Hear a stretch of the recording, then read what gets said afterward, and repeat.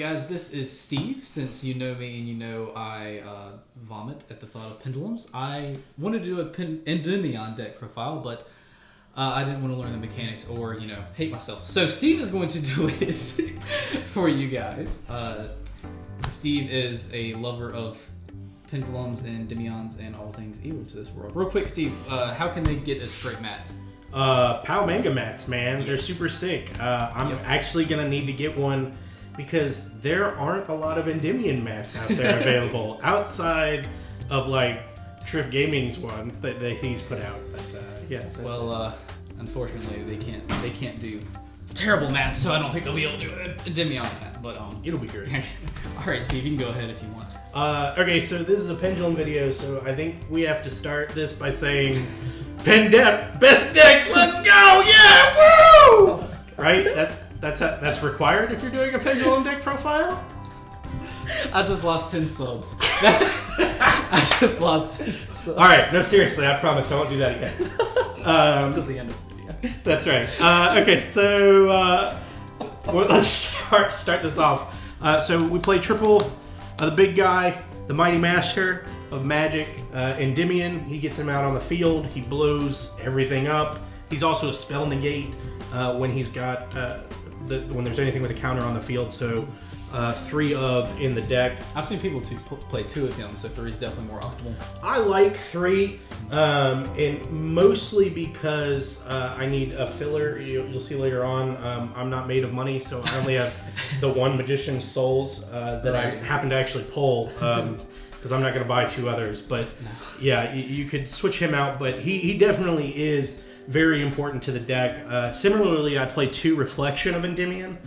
Reflection's nice because it gives you a bounce, right? Like, so she special summons herself out, and it's really great with Celine because you can pull her out of the grave using Celine's effect. That's a special summon on your opponent's turn, and then you can bounce their stuff. So it's another way of another disruption, which is super. I do know. I hate that card. Yeah. Some people play it as a one of, but because. And the reason why the ratios can be a little different on this is because you have a lot of searchers in this deck. Right. I've found these ratios have worked the best for me so far, but it's always an in-progress thing. And then, of course, one of Servant of Endymion, speaking of searchers. No, because the ban list won't let me play 3, otherwise I would.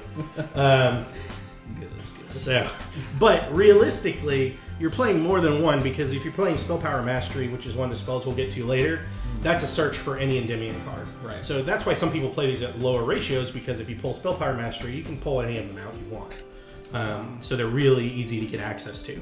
But it's nice to always have Endymion in hand for some of the other spells, and I'll go into that a little bit later. Okay. So that's the Endymion straight up package for monsters. Then we're playing 2 Jackal King. Okay. He's for our monster negates. To get him on board, he is your protection from Nibiru. Because, hey, it's Pendulum. You're going to be summoning a lot. It's awful when you Nibiru'd me on a Pendulum summon and I didn't have a negate on field. They haven't seen that video yet. I do got to post that. I think there was an expletive that slipped into the video. Yeah, I'll definitely have to. Got to edit that one. Yeah. So 2 Jackal King, because he's great. That's all I'm playing for the Mythical Beast engine, though. I ended up taking out Cerberus. And even Mythical Institution, I just found that they were bricks too often. Like, you had to draw into Cerberus and Institution in order for it to be solid. Gotcha. And so if you didn't get them on turn 1, then they ended up being bricks later on in the game, and it was just inconsistent. And that's the monster negate one, right? Well, is that what he does? Yeah, Jackal is monster negate. Okay. Cerberus is basically a big beat stick, and he could banish a monster. Okay. But basically, if you have Cerberus in your opening hand, you can pop Cerberus to get Jackal. Then you can pop Jackal to summon out Cerberus, is the typical combo. Right. But like I said, unless you opened up Cerberus turn 1, he ended up being a break. And you can accumulate counters using Mythical Institution, which gave you some search capability. But it just didn't seem worth it. Which is why ultimately I ended up pulling it back. And all I really want right now, anyways, with most of the decks that we're playing, they're not, I need monster negates, right? Like that's what everybody's playing. To stop Nibiru. Right. I need to stop Nibiru. I need to stop everything in the meta, right? Like, it's all monster effects. So. Go So 2 Jackal. I play 3 Jester Confit, and the reason why is because he's free body. He literally can just special summon this mode. I was wondering what it was when you summoned it the other day. Yeah, that's his thing. He's a spellcaster, of course, because that's what you want. And then, it's just you can special summon this in attack position. Right. Well, it's free body. Yeah, I mean, there's an effect where it's like, target a face-up monster your opponent controls. Return both that target and this one to your hand during your opponent's next end phase. It never comes to that. You special summon this guy, and he's link fodder. Yeah. That's it. If he's surviving to the next turn, you got to hold. Yeah, if he's on the board at the end of your turn, you've done something wrong. We play 3 Chronograph and 1 Time Gazer, because you never want to draw Time Gazer because it's a brick. You always want to draw Chronograph because you set it in scale, pop it, you get special summon Time Gazer from your deck. It's another body on the field. Plus your Chronograph coming out gives you another counter. Okay. And then you just pen summon Chronograph Sorcerer back out if you want. Yes. I wasn't ridiculous that time. Not that time. So I play 3 Abductor. And Abductor is pretty sweet because it's versatile, because you can get different things with it depending on if you are playing it in your scale or if you're playing it in the field. If you're playing it in your scale, it accumulates counters. Once it gets to 3, you can add a Pendulum monster from your deck to your hand. So it searches basically the entire deck except Jester Confit, for whatever I want. That's crazy. Yep. So amazing search. So again, if I need to pull whatever I need at the time, I can pull Servant if I need that. I can pull Jackal if I need Jackal. Whatever basically I need to get in my hand. You literally can get anything based off the situation. Yep. Is what you're saying. Yeah, so that's why it's super versatile. Okay. Now, the only thing with Abductor is it does get stuck in your scale, which is fine. It's a low scale. It's a 3. Also, if you ever need to, you can pop it with Endymion. One of the things that's helpful when you actually do have the big guy out, say you're going first turn 1, you can activate his effect by removing 6 counters from the field, and then you can pop up to the number of creatures on the field that equals the number of cards I control that can have a spell counter. Right. So that's how he just blows stuff up. But it's also super handy because you can pop your Abductor, right, send it to your extra deck, pen summon it back out. Then you can get its effect when it's on the field, which is, it's exactly the same thing. Place 1 spell counter on it. It gains 100 attack, but nobody cares. You can remove 3 spell counters from this card, and then you can add 1 level 1 spellcaster type monster from your deck to your hand. And that's pretty handy because you play the 3 Jesters, which happen to be level 1 spellcasters. Right. So you can search those. Also Magician Souls, right? Yep, and that's what's coming next, is you can also search your 1 Magician Souls, which of course is great because I can use Magician Souls to pitch things into my graveyard, like what I was talking about earlier. You pitch Reflection into your graveyard from Souls. Then you can use Celine on your opponent's turn to summon back out Reflection onto the field, at which point then you can bounce one of your opponent's monsters. So it's like an IP Unicorn bounce during your opponent's turn. Yep. Kind of interaction. That's what you're saying. Wow, that's pretty cool. Yeah, it's really neat, but it's cool. And honestly, I would be playing more Magician Souls, but I'm not made out of money. Right. As you'll see when you get to the extra deck, I have an Appaloosa, but it's just recently from the new Mega Tins, because yeah, it's $100-something. Right, exactly. There's so the last monster on here, then we've got Magician Souls. It's your MVP of the deck. This last monster is your MVP. Oh yeah, he gets a lot of work, man. Blue Boy. Spellbook Magician of Prophecy. I do play a small Spellbook engine in here, but what's nice is that he bounces back from the graveyard so many times. And literally, like a ton of times. And I'll show you why, is because when we get into the spells, I play Magician's Restage, which helps bring him back. Because I play a little bit larger spellbook package than some of the other builds I've seen. I'm not playing anything weird like, Spellbook of Wisdom or anything, but I do play a little bit different. So he's a normal monster, so he actually goes to my graveyard. and by normal I mean not Pendulum, he is actually an effect monster. Right. He actually goes to the graveyard, so I can bring him back. So I can bring him back with Celine. I can bring it back with Magician's Restage. A lot of different ways. As you saw when we were playing last week, this guy just kept coming back from the grave. 5 or 6 times in a turn. Yeah, because he just goes to the grave, he comes back, we link out. I linked into Celine 3 times in that one turn, right? Because I had Imperm. Yeah, you Imperm 2 of them, so I just kept making more Celines after that. You used him like every single time. So yeah, it was great. So that's it for the monsters. So let's get into the spells. There are no traps because this is a spellcaster deck. So with this deck, the versatility of the Pendulum deck is being able to play around multiple negations and being able to play around your opponent. So because of that, you need a lot of card advantage.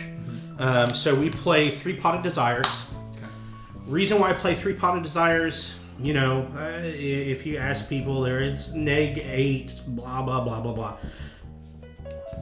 It doesn't matter. I'm not going to see those cards anyways, right? I'd rather draw something. And this deck has enough search capability with Spell Power Mastery, Magical Abductor, that I can get the cards out I need prior to doing Potted Desires. Right. So basically, I can get the one-ofs that I've got in there that I need to grab, and then I can Pot of Desires knowing, okay, I'm probably not going to Desires away all 3 of the remaining Endymions in my deck. Right. So it's a calculated risk, but I've seen it work pretty well. So we do play 3 Potted Desires. Would you consider playing 3 extra over Desires? No, and the only reason why is because you have to combo so much with a lot of the extra deck monsters in this one. Right. So I don't want to banish anything from my extra deck. Okay. And that's really the reason why I lean towards Desires, even though Pot of Extravagance is coming down in price. And the real reason why I've never tried it is because it's expensive. Right. But honestly, when we get to the extra deck, you'll see it's nice. There's a lot of things where you want to link up into something else, and you don't want to lose those resources for Extravagance. Okay. That makes sense. So more card draw. We've got Allure of Darkness.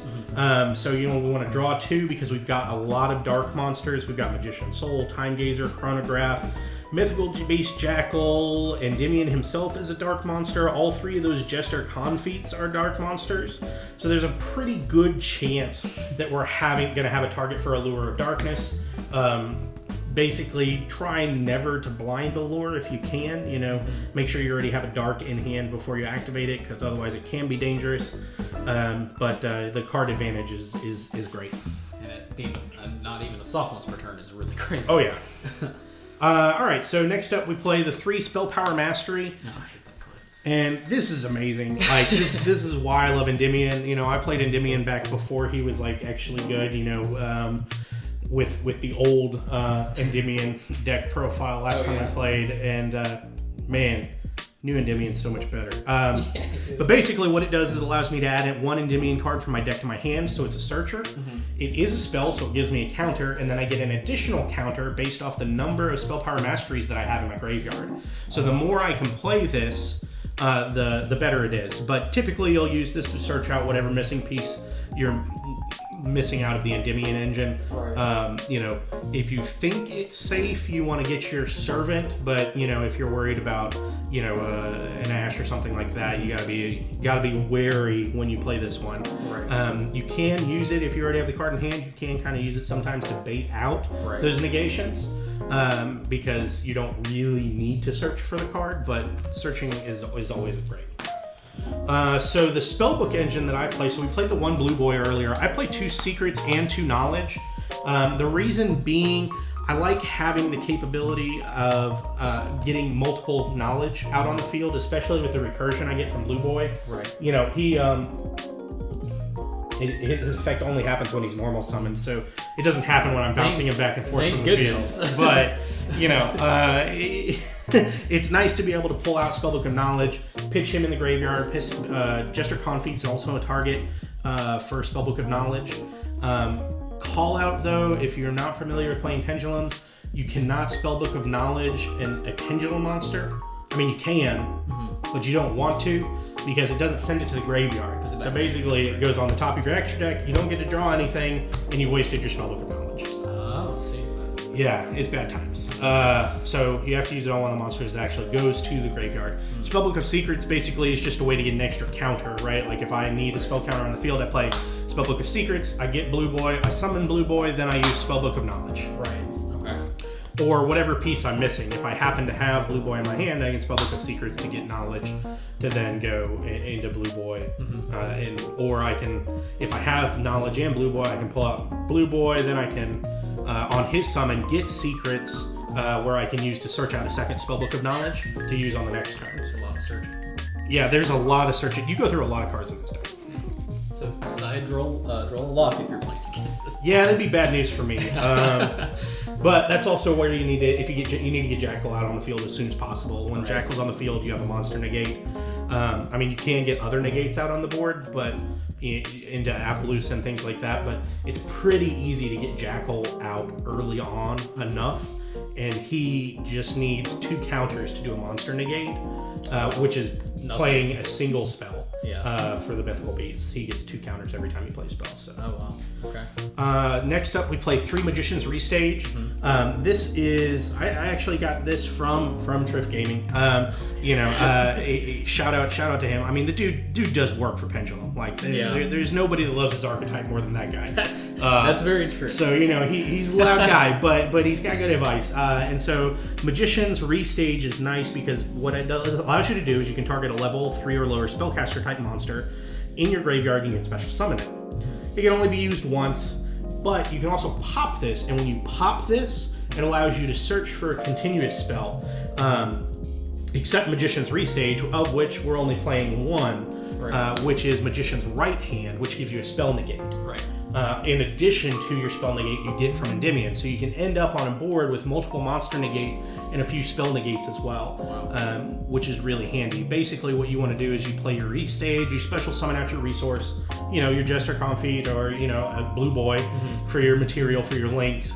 And then you eventually get to the point where you've got Endymion out on the field. He has 6 counters, you blow stuff up, and you blow this up yourself to send to your graveyard, so then you can search out Magician's Right Hand to end your turn. And that Magician's Right Hand is the one that you have to negate the first spell effect, correct? Correct. Negates the effects of your opponent's first spell card effect. It's worded weird, but it is spell card. It's not just effect. Right. Don't misread that. While I control the spellcaster monster, so you have to have a spellcaster on the field, and it has to be the first spell they play on their turn. Okay. So Endymion is not limited to the first spell on their turn. Right. He can do another negate, but that's just the big thing is that you want the disruption. It's an additional disruption in addition to Endymion.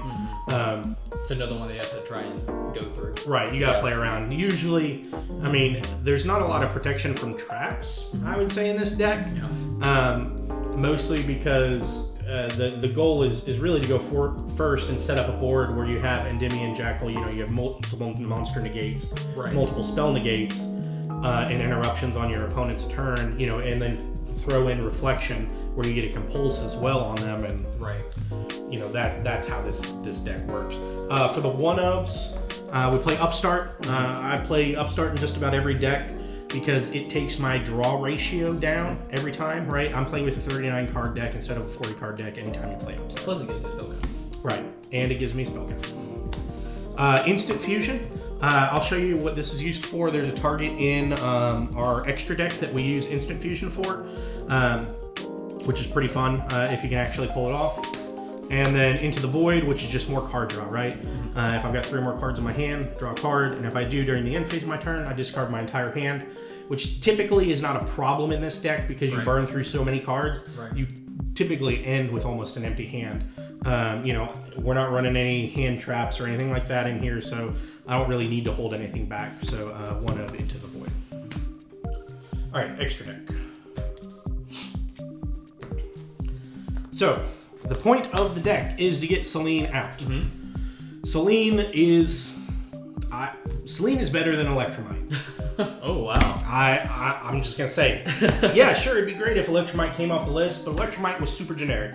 Right. Celine works very well in the Endymion archetype because one, she gets counters for everything on the field, right? So play spell counters on this card equal to the number of spells on the field and in the graveyard, which is usually a ton. And then while an Endymion card is on the field, she can't be attacked. So if you have her and wow, I didn't know that. Yeah, Master out on the field, you can't attack her. You have to deal with Master first. And then once per turn, and this is the thing, it's a quick effect, so you can do this on your opponent's turn. She can summon a monster back from the graveyard. So remove 3 spell counters, special summon 1 spellcaster monster from my graveyard. And that's where I was saying you get the additional interruption. So I can, she comes into play, she has something like, I don't even know what she had on it, like 12 counters or something like stupid the other day. Yeah, when she came in. Luckily I had it perfectly. Yeah. Oh. You're good. Go ahead. So yeah, she comes into play, you use her ability on your turn basically to get you an additional resource, because you just summon whatever out of your graveyard to get a resource. Right. Then on your opponent's turn, that's when you want to pull like Reflection out of the graveyard, because then you get Reflection on the field, but that also gives you Reflections effect, triggers a Reflections effect where you can bounce an opponent's monster. Wow, that's a lot. Yeah, so Celine, 3 of, definitely every time. Your goal is to turbo into Celine. And you do need 3, because sometimes you'll burn through all 3 of them. As we saw last week, when I ended up burning through 3 Celine in a single turn. Because you kept imperming. So anyways, I play 2 of Crowley. Crowley just helps me get my Spellbook engine out of my deck. He allows me to search. You can reveal 3 spellcaster or spellbook cards. I only play 3 different spellbook cards: Knowledge, Secrets, and Blue Boy. Right. So he's usually only good the once. But so I don't know. I'm contemplating taking him to 1, but I've got him at 2 right now. Next up is Cross Sheet. Yeah, Cross Sheet. Shiny Cross Sheet. Well, and why you want Cross Sheet is because you also have these guys. You've got Odd Eyes Vortex Dragon and Odd Eyes Absolute Dragon. Right. So what happens is these guys will summon, like, so you get Odd Eyes Absolute Dragon out. Right. And you do that typically by having Reflection and Endymion. Okay. Right? So you overlay Reflection and Endymion into Odd Eyes. Mm-hmm. They come, and then you can, basically you just want to get rid of Odd Eyes through Link or whatever. Dump him in the graveyard. When he goes to the graveyard, it allows you to special summon Odd Eyes Vortex Dragon. Odd Eyes Vortex Dragon comes out, triggers Cross Sheep's ability because it's a fusion monster, right? Which allows me to special summon 1 level 4 or lower monster from my graveyard. So then it allows you to get more recursion back out on the field. So again, there's a lot going on. Right. It's not something you're going to do every turn. Yeah. But it's something that's nice to have. Plus, Odd Eyes Vortex Dragon does give you another negate, right? Yeah, I don't know what kind of negate, but it does. During either player's turn, when a spell or trap card or another monster effect is activated. Oh, so it's an Omnigate. Yeah, it is an Omnigate. I can shuffle 1 face-up Pendulum monster from my extra deck back into my deck and negate the activation. Oh, so, wow. Yeah, it's nice to have on the field, Right. for sure. But it's not something that you get into every time, but it's pretty solid. Then I played 1 Daybreaker. He's another Link 2. And the reason why I've got him in here is because I use him, say, if I already have the components for my spellbooks, so I don't need to go into Crowley. I can go into Daybreaker, mostly just because he can pop. I can remove 2 counters from him. I can target a card on the field and destroy it. So worse, if it comes down to it, he destroys a card on the field, meaning I can target back row. Right. Which is not something I have a lot of. I have a lot of negate. Yeah. But if you already have something set in the back row, yeah. We'll have to deal with that. Right. Then Hopefully it's not an imperm. Right. So I played Boral Sword of 1 of in here too, just because he's handy to have for some game-winning moves. I mean, it's easy. Super easy to link up into a Link 4 in this deck because it's so quick to get to Celine, who's a Link 3, and then you can literally use Celine's ability to summon something back out of the field, and then you can go into a Link 4. Right. So, I mean, it's basically a guaranteed Link 4 every turn. So Boral Sword's good to have in certain circumstances. Same with Nightmare Unicorn. Always good to be able to pop. This is, when I was talking about Instant Fusion earlier, this is what we play Instant Fusion for. We play our Millennium Eyes Restrict because he's a level 1 spellcaster. Mm-hmm. And it's just super nice to have because once per turn, when our opponent activates a monster effect, I can target the effect monster my opponent controls or in their graveyard and equip it to this target. So basically he can snag up one of your opponent's monsters and then you just get rid of him basically to kill their monster. Right. I don't actually want this guy on the field at the end of the day. Yeah. He's just used to basically take something off your side of the board. And to facilitate that, you've got relinquished Anima, so I can take out Millennium Restrict, and then I can go into Anima and, target another face-up monster that card points to and equip it. Yeah. And then use that effect, and then I can just basically use Anima to go into a Link 2 and get rid of it again. So it's sneaky monster destruction is really what the relinquished are there for. And then the last two are my recent acquisitions, thanks to them dropping so dramatically in price. So dramatic. And I don't have to use your weird Japanese appaloosa anymore. When we play and be embarrassed about that. So IP and appaloosa. So again, IP super easy to go into. Right. She's a Link 2. You play her on your board. And then what's amazing about IP with Endymion is, again, when you have Celine out too with IP, remember Celine's going to bring me an additional resource on my turn. So I'm going to be able to summon back from my graveyard to get an additional monster, which is going to be able to get me into a guaranteed Link 4 on my turn, because I can use Celine, I can use IP and the new monster, and I'm assuming you have other stuff there too. But even if you want to keep Celine on the board, you can still do that for your turn. You can just go into a Link 3. That's a lot. So there's a lot with IP, and then of course it's nice because a monster that if I do link into something using IP, it can't be destroyed by my opponent's card values. Right. So that's super handy to have. Helps you outlast into another turn if you need to, if you haven't won already. And then, of course, Appaloosa, because it's easy to get to a Link 4 and more negates. So, That's what this deck needs, is more negates. That's right. You need more negates. Jackal's not enough. Endymion's not enough. Your Compulse with Interruption with Reflection is not enough. You also need Appaloosa. Right. So this deck is all about controlling your opponent's plays and being able to know when to mess up their combos. It's tricky to learn to pilot, honestly, because there are so many options. And myself, I make misplays, which you'll see on the video that if you ever get it get it up, get it edited and put on, where we actually have some gameplay where we were playing. You'll see some misplays when I was learning and just adding in Magician's Restage, where I totally used that wrong. But it's all good. So that's it. That's my Endymion build that I play with. It's probably my favorite deck to pilot, despite Noble's hatred of pendulums. And probably this is where his hatred of pendulums comes from. I feel like I need a shower just by being in the room with this profile. I think that when I hit 1,000, I think I should just give away your Endymion deck instead of all my stuff. I think that sounds like a good plan. No, I mean, you can give away, that appaloosa, because... it's what, like $10 now? Yep, $11. All right, guys. Well, this has been the Endymion deck profile. I can't believe we did this, but thanks, Steve, for allowing us to do all this and showing us everything, and allowing me to hate myself a little bit less tonight than I probably would have if I would have done this. Thanks for watching, guys. And subscribe if you haven't already done so. Go ahead and hit the bell so you become part of the notification team so you don't miss anything that goes on this channel. And give this video a thumbs up. I would greatly appreciate that. Thanks for watching. As always, I will see you in the next video. Say bye, Steve. Later. Thank you.